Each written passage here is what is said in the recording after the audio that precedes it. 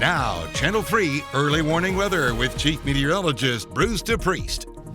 Well, rain is falling across much of the state, and in a little while, some snow is going to fall in the northwestern part of the state. But every one of us will notice the wind and the cold that's coming our way for tomorrow and tomorrow night. So records are at risk. The record lows that are in existence for Saturday, the 9th of November, 19.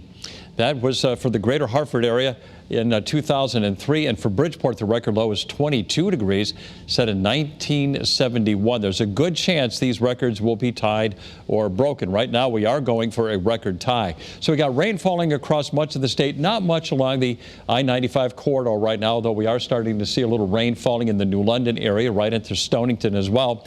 Rain is falling in Hartford. It's kind of a cool, damp evening, not only in Hartford, but in Waterbury as well. But for the time being, there's not a lot going on in the city of New Haven. But that will change as the rain will fill in. You can see along the I-95 corridor, temperatures are in the 50s, where there's been a lack of rainfall. But over interior portions of the state, the rain has knocked the temperature down into the 40s after highs in the 50s today. And we still have a west to southwesterly breeze, but that's going to turn northwesterly as a cold front passes across the state in the next couple of hours. And off to our north and west, you can see it does turn progressively colder. Albany is 39, but it's right at the freezing mark in Syracuse and Buffalo. So temperatures are going to be dropping in a big way as the night goes on. So you can see the rain falling across Connecticut. The snow is getting close.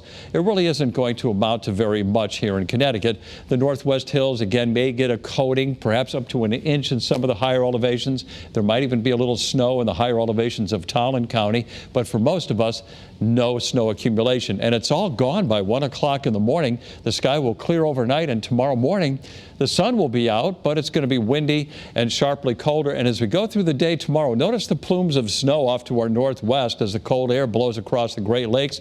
Here in Connecticut, we'll have a partly to mostly sunny sky, but the northwest wind could gust as high as 40 miles an hour. That's going to make it feel even colder. So again, a coating to potentially an inch in some of the higher elevations of Litchfield County as we go through tonight. Most of us will not see anything.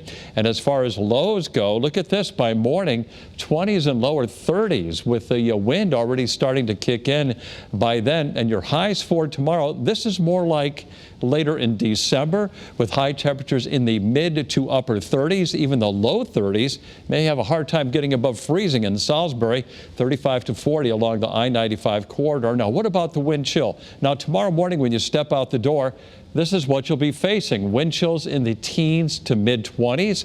As we go through midday, right around lunchtime, wind chills mostly in the 20s. And then as we go into tomorrow evening, wind chills in the teens and 20s. So it's going to be mighty cold for those Friday night football games. So here's your 7-day forecast. Saturday, we start out with, we're going for the record high of 19, 40 in the afternoon, but the wind will be much lighter. Sunday, there could be a rain or snow shower, otherwise partly to mostly cloudy and a high of 52. So a warm up will start to cool down on Veterans Day, Monday in the 40s.